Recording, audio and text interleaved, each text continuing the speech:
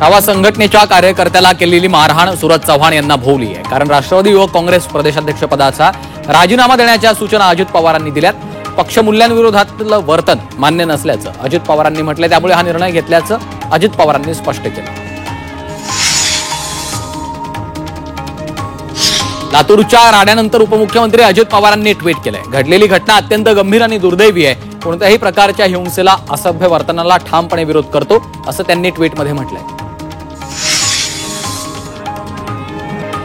लातूरमध्ये छावा संघटनेच्या कार्यकर्त्याला मारहाण प्रकरणामध्ये राष्ट्रवादीचे प्रवक्ते सूरज चव्हाण यांनी दिलगिरी व्यक्त केली आहे. असंवैधानिक शब्द वापरल्यानं चोप दिल्याचं राष्ट्रवादीच्या सूरज चव्हाण यांनी म्हटलं होतं. मात्र चौफेर टीका झाल्यानंतर चव्हाण यांनी दिलगिरी व्यक्त केली आहे.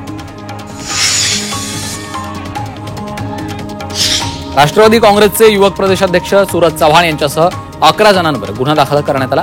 लातूर शहरातील विवेकानंद पोलीस ठाण्यात गुन्हा दाखल केलाय. तर दोन पथक चव्हाण यांच्या शोधासाठी मार्गस्थ झालेत. सूरज चव्हाण यांना अटक होत नाही तोवर आंदोलन मागे घेणार नसल्याची भूमिका छावा संघटनेच्या कार्यकर्त्यांनी घेतली आहे. सामाजिक कार्यकर्त्या अंजली दमानिया यांनी सूरज चव्हाण यांना अटक करण्याची मागणी केली. मारहाण करणं संवैधानिक आहे का, असा सवाल दमानिया यांनी विचारलाय. गुंडगिरी खपवून घेणार नाही असा इशारा दमानिया यांनी दिला.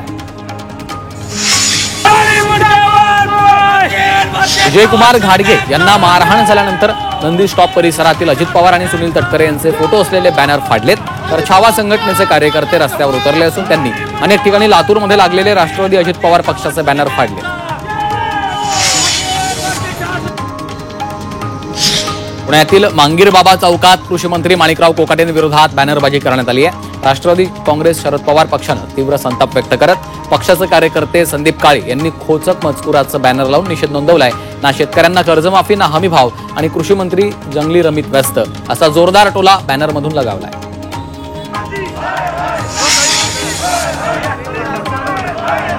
संभाजीनगरात छावा संघटना राष्ट्रवादीच्या विरोधात आक्रमक झाली. यावेळी सूरज चव्हाण तटकरेंवर कारवाईची मागणी केलेली आहे. तर सूरज चव्हाणच्या विरोधात जोरदार घोषणाबाजी करत प्रतिकात्मक प्रतिमेला जोडे मारत निषेध व्यक्त केला आहे. परभणीच्या पाथरी इथं अखिल भारतीय छावा संघटनेच्या वतीनं आंदोलन करण्यात आलं. लातूरमध्ये विजयकुमार घाडगे यांना राष्ट्रवादी काँग्रेसच्या कार्यकर्त्यांनी अमानुषपणे मारहाण केली आहे. त्याच्या निषेधार्थ कार्यकर्त्यांनी पोलीस प्रशासनाला निवेदन देऊन कठोर कारवाईची मागणी केली. नांदेडच्या धर्माबादमध्ये छावा संघटनेच्या कार्यकर्त्यांनी तहसील कार्यालयात आंदोलन केलंय. विजयकुमार घाडगे पाटील यांना झालेल्या मारहाणीच्या निषेधार्थ आंदोलन करण्यात आलं. तर मारहाण करणाऱ्या सूरज चव्हाणला अटक करावी अशी मागणी केली आहे. नांदेडमध्ये छावा संघटनेच्या कार्यकर्त्यांनी राष्ट्रवादी काँग्रेसचे बॅनर फाडलेत. लातूरमधील घटनेनंतर छावा संघटनेचे कार्यकर्ते आक्रमक झालेत. त्यावेळी नांदेडमधील रेल्वे स्टेशन रोडवर टायर जाऊन कार्यकर्त्यांनी रोषही व्यक्त केला. अहिल्यानगरातील श्रीरामपुरात अखिल भारतीय छावा संघटनेच्या वतीनं महसूल आणि पोलीस प्रशासनाला निवेदन देण्यात आलं. या निवेदनामध्ये सूरज चव्हाण आणि त्याच्या साथीदारांना तातडीनं अटक करून त्यांच्यावर मकोका कायद्याअंतर्गत कारवाई करावी अशी मागणी केली. त्याचबरोबर कारवाई न केल्यास तीव्र आंदोलनाचा इशारा दिला.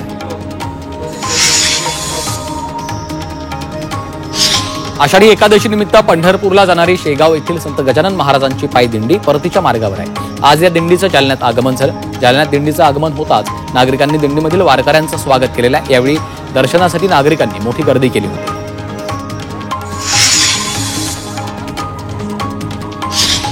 परभणीच्या दैठणा इथं संत धीरजगीर महाराज आणि श्री संत ठाकूर बुवा महाराजांच्या दर्शनासाठी भाविकांनी गर्दी केली आहे. राज्यमंत्री मेघना बोर्डीकर यांनी संतांच्या समाधीचं दर्शन घेतलं.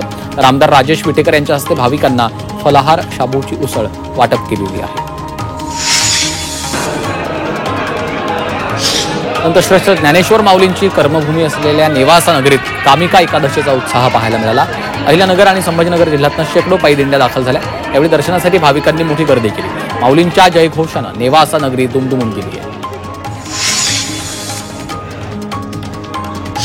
अहिल्यानगरच्या कर्जतचा आराध्य दैवत संत गोदड महाराजांचा कामिका एकादशी निमित्त रथोत्सव पार पडलाय. या निमित्तानं कर्जत नगरीत भाविकांची मोठी गर्दी झालेली आहे. रथामध्ये श्री पांडुरंगाची मूर्ती ठेवली जाते आणि गोदड महाराज स्वतः हा रथ ओढण्यासाठी येतात अशी भाविकांची भावना आहे.